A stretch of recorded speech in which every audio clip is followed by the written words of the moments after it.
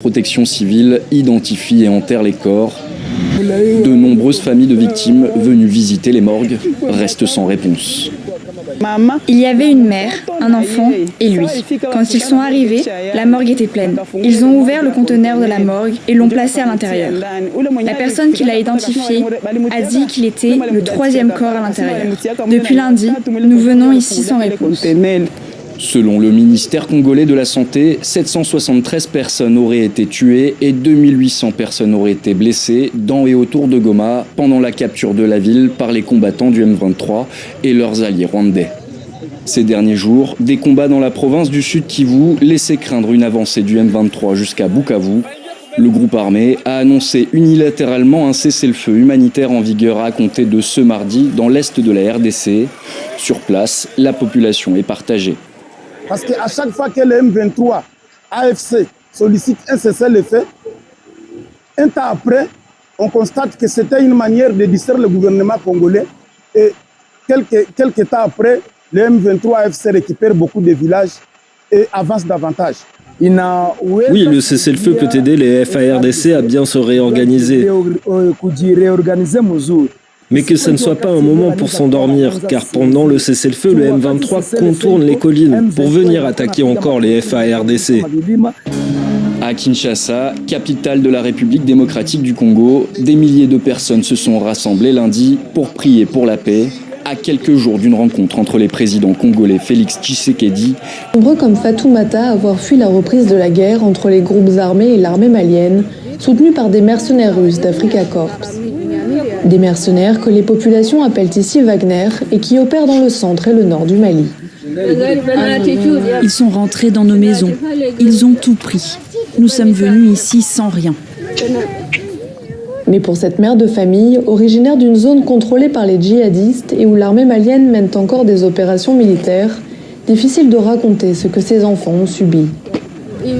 Un de mes fils a quitté le Mali pour me rejoindre à Fassala. Ils l'ont tué. Ils ont coupé sa tête.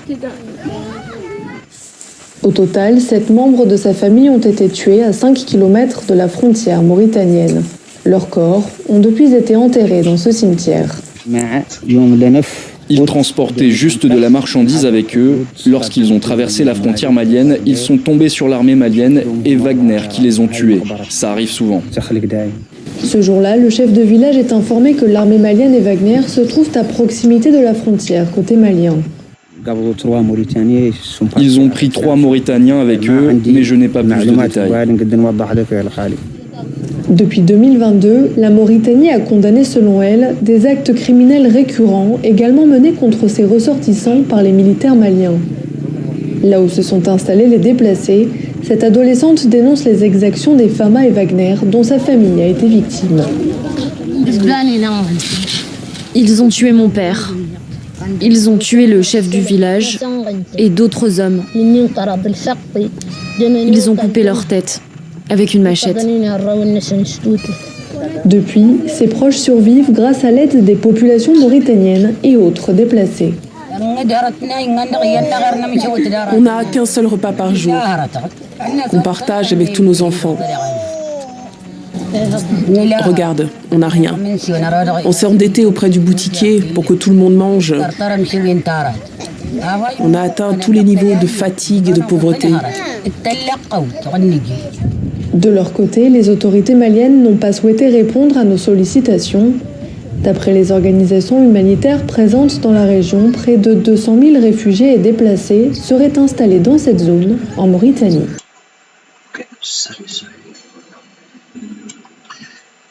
Je vais vous décrypter un peu cette vidéo que je m'attends. En fait, c'est ça, on cherche des informations, on essaie de se combler et puis on va pouvoir nous donner nos opinions sur certaines informations parce que ça fait partie de la vie de tout un chacun aujourd'hui. Et ce qui me fait un peu m'intrigue un peu aujourd'hui, c'est que le Congo est en train de se détruire et selon moi, il y a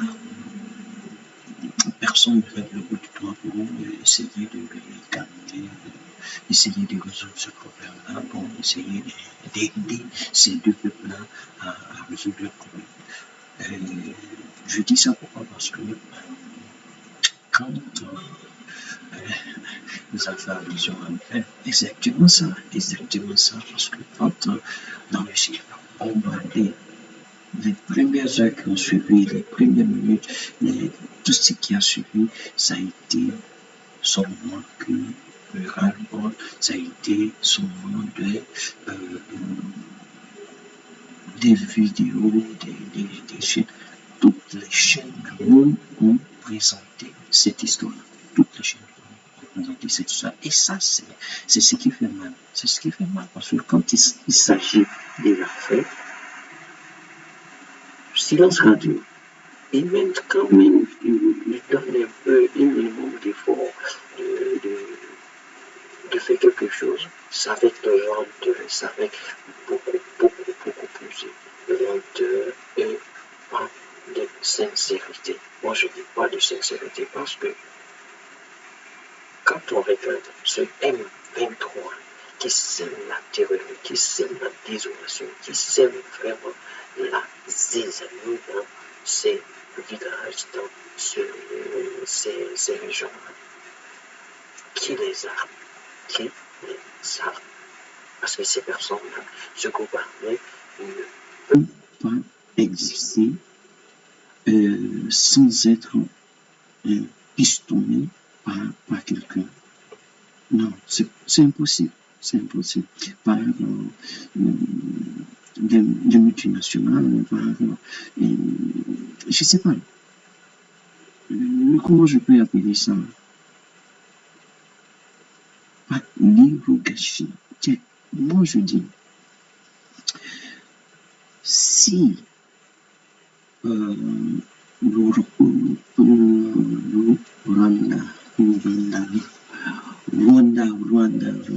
j'ai réussi. Rwanda réussit à former certaines personnes pour venir terroriser le peuple congolais. Je crois que le Rwanda a aussi la possibilité de pouvoir s'armer, avoir une armée forte.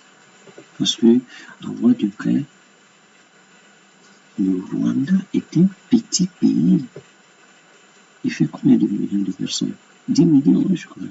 10 millions. Pas beaucoup. 10 millions. Si je ne me trompe pas, c'est 10 millions. Et tout ça, je me demande comment se fait-il que ce petit pays-là arrive à terroriser un grand pays comme Congo. Le Congo, sa superficie fait des millions. Et ça, moi je dis, mais comment se fait-il que ce peuple-là peut s'aimer la terreur à un grand peuple comme le Congo? Mais c'est parce qu'il y a des pistons. Il y a des pistons derrière qui le poussent, qui est l'arme qui lui donne le pouvoir de faire tout ce qu'il est en train de faire. Parce que si ce n'est pas le cas, seul le Rwanda ne peut pas s'aimer la désolation au Congo. Non, c'est impossible. C'est impossible. Mais la deuxième question, c'est de savoir pourquoi on le fait, pourquoi cela est fait, par rapport à quoi on le fait. C'est le sous-sol. Et c'est ce qui fait mal, c'est le sous-sol. C'est le sous-sol du Congo qui fait qu'aujourd'hui, les gens perdent leur vie, les gens meurent par-ci, par-là. Regarde récemment, combien de morts? 773 morts. Et 2800 blessés. Mais vous en rendez compte? Vous vous en rendez compte? Ça, c'est ce qu'ils ont vu, hein. Ça, c'est officiel. Mais ce qui est officieux, on n'en sait pas parce que il y a plein des exactions, ça se met de partout. Les filles qui se font violer et tout ce qui en découle de tout ce qui arrive. Je sais pas comment je peux. J'ai mal quand je parle de ça. J'ai mal parce que des pauvres innocents, je n'ai même pas demandé à ce que ce Congo-là soit riche comme ça, prenne des balles perdues, se font décapiter. Et c'est écœurant de voir ces gens-là, de faire ces atrocités. Mais ma troisième question, c'est de savoir, la CEDEAO, qui est une organisation pour le continent africain, pour ces pays adhérents. Je crois bien que le Congo fait partie. Comment se fait-il que jusqu'à aujourd'hui, ils n'ont pas pu déployer des soldats pour aller défendre ce Congo-là? Dans les médias, quand il y a eu le coup d'État en Guinée, on parle de Bazoum, Consort. Non, au Niger, pardon, je me suis trompé. Au Niger. Quand Bazoum a été déchu, de ses fonctions, a été déchu. Ouais. La CEDEAO a dit qu'elle avait au moins 700 000 personnes à employer sur le territoire nigérien pour pouvoir replacer Bazoum dans ses fonctions. Mais comment se fait-il que ici, quand on parle de choses, comment dirais-je, du Congo, qui est en train de perdre, on ne peut pas dire, sa population est en train de mourir. C'est pas un petit feu, mais un grand feu. Pourquoi ils ne peuvent pas déployer au moins 1000 personnes pour pouvoir aller défendre ce territoire-là? Parce que ce groupe armé M23 n'atteint pas plus de 100 000 personnes.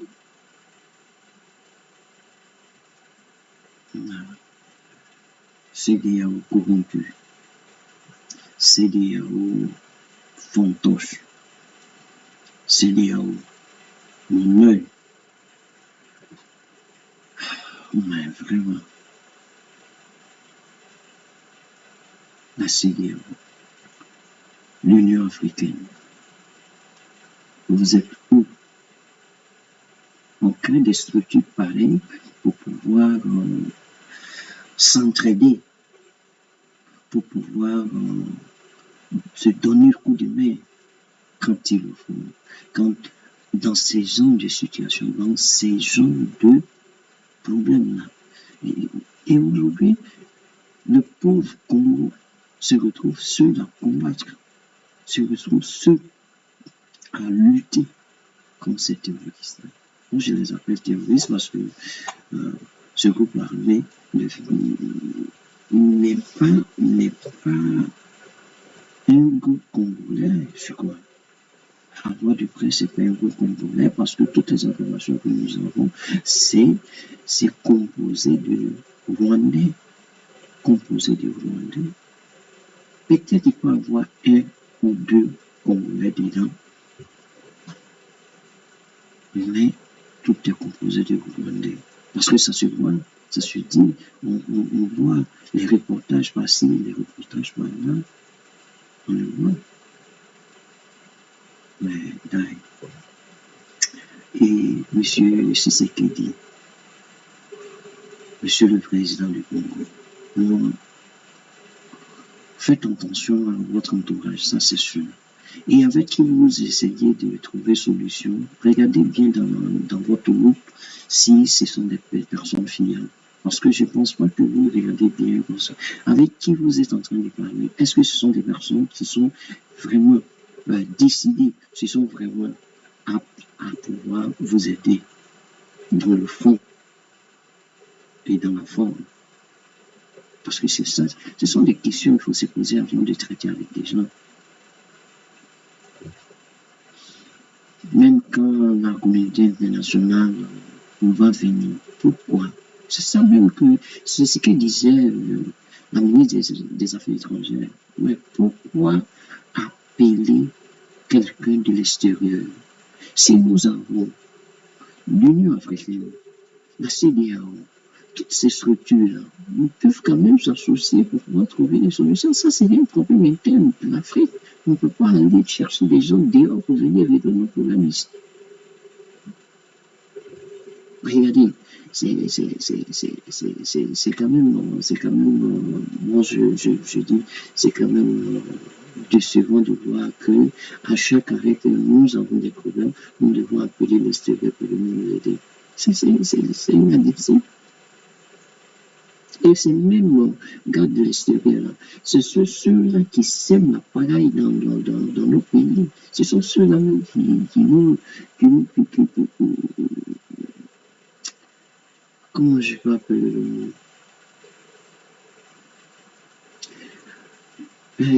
Qui nous tue, je peux dire comme ça, qui nous tue.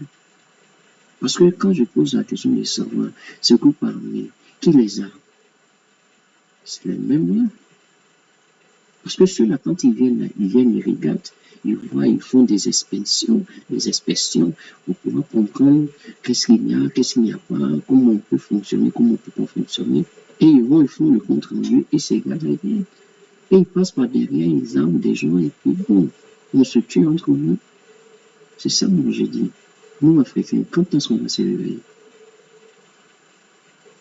Alors, de ce passage-là, je fais un clin d'œil à l'AES. L'AES qui est en train de créer une vraie base, qui est en train de faire de vraies fondations pour la liberté de l'Afrique. Alors, nous, Africains, nous sommes pour préserver ce groupe-là. Nous sommes pour aider ce groupe-là à évoluer, à pouvoir mettre de vraies bases afin de pouvoir créer une Afrique solide, une Afrique dépendante, une Afrique indépendante, une Afrique indépendante et réussir à arracher sa vraie liberté. Non, arracher sa vraie liberté. Parce que jusqu'à présent, on n'est vraiment pas libre. On n'est vraiment pas indépendant. Non, on n'est pas indépendant. On n'est pas indépendant. Donc, sur ça, je vais m'arrêter. Et la suite, comme je l'ai dit, la suite, on va prendre la suite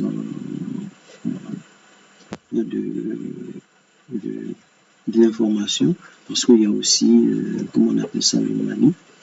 Et on va voir pour le Mali. Bien. Et voilà. Voilà une vidéo aussi, disons, une information. Avant de vidéo, parce que bon, c'est toujours une vidéo que je suis en train de faire. Et voilà. Comme TV5 dit, l'armée malienne a eu à tuer, comme on le dit avant. Excusez-moi. L'armée malienne en train de régler son problème.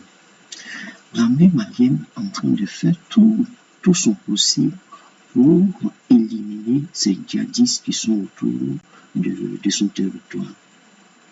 L'armée malienne est en train de tout faire pour récupérer sa jeunesse qui s'adonne à d'éventuels, comment je peux appeler ça,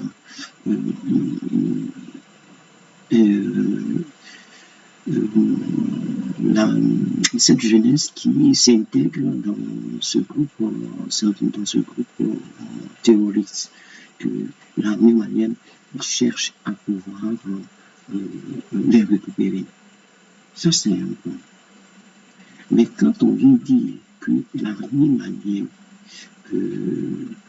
aux frontières de la Mauritanie et du Mali, il se trouve que l'armée malienne a fait des actions dans cette zone-là, surtout dans la zone de la Mauritanie. C'est ce que reporte cette information ici.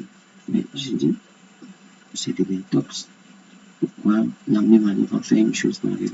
Déjà même qu'elle est en train de lutter après ce qu'on peut vouloir éliminer ces djihadistes-là, elle va chercher à pouvoir créer d'autres problèmes avec, comment on appelle ça, avec la Mauritanie. Non, écoutez, c'est exagéré. Moi, je donne mon explication sur ça, sur le comportement, sur la manière de faire, sur la sagesse que ce gouvernement utilise pour pouvoir gérer toute sa crise interne. Le gouvernement ne sort pas au hasard. Quand elle sort, elle a des preuves. Quand elle sort, elle a des paroles de sagesse pour pouvoir entretenir son peuple. Elle a des paroles de sagesse pour pouvoir galvaniser son peuple, et ainsi de suite. Et surtout, comme je le disais dans le passé, j'ai dit comme ça que le gouvernement cherche à récupérer sa jeunesse qui s'adonne à ces groupes terroristes. La même manière, disons, le gouvernement malien a créé des structures qui permettent de récupérer ces jeunes-là. En fait, quand on capture un jeune, que soit la personne qu'on capture, malien qu'on capture, on cherche à pouvoir le rééduquer, afin de pouvoir le réinsérer dans la société. Ça c'est un. Mais, comme je dis, le peuple malien est majoritaire croyant. Et je dis comme ça que commettre des atrocités pareilles, ça, c'est quand même, comment je peux appeler ça, c'est quand même contre la religion musulmane. C'est contre la religion musulmane. Ce qui veut dire que l'armée malienne ne peut pas se permettre de faire, de commettre ces atrocités. Si c'était un plaisir pour l'armée malienne de commettre ces atrocités, pourquoi alors chercher à, comment je peux appeler ça, chercher à récupérer sa jeunesse qui s'adonne à des groupes terroristes qui, pour l'armée malienne, c'était une manière d'économiser, parce que créer des structures, c'est pas créer une structure vide. Créer des structures, c'est des fonds qu'on met. Donc, si on met des fonds, on ne peut pas mettre des fonds et laisser ça là sans les exploiter. Donc, moi, je dis que cette information, elle n'est pas fondée, et que tout ce qu'ils sont en train de nous présenter, ça n'a rien à voir, parce que il faut savoir que la France, par exemple, a un problème avec l'armée malienne. Donc, du moment où la France est en train d'être chassée de l'Afrique, elle cherchera à tout le coup à pistonner certaines personnes pour,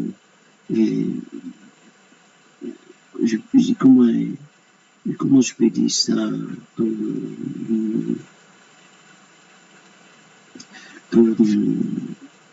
donner de fausses informations sur le Mali. Le Mali, par rapport à la Mauritanie, a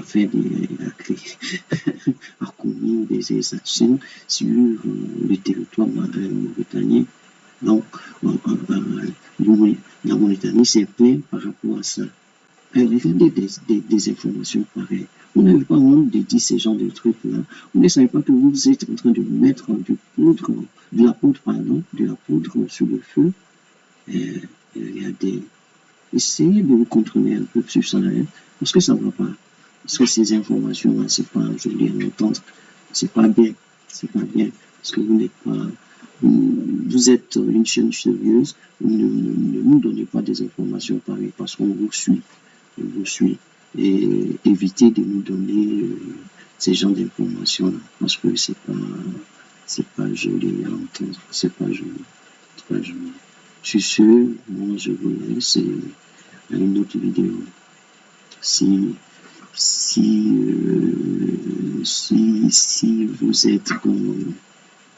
vous êtes sur ma chaîne, n'hésitez pas à vous abonner et encourager pour que YouTube puisse présenter cette vidéo à d'autres personnes afin qu'elles ne soient pas dupées de fausses informations. Ok? Parce que c'est ça. Aujourd'hui, on fait ce travail-là pour que tout le monde puisse accéder à toute information. Voilà. Et c'est ça le travail qu'on fait. À plus.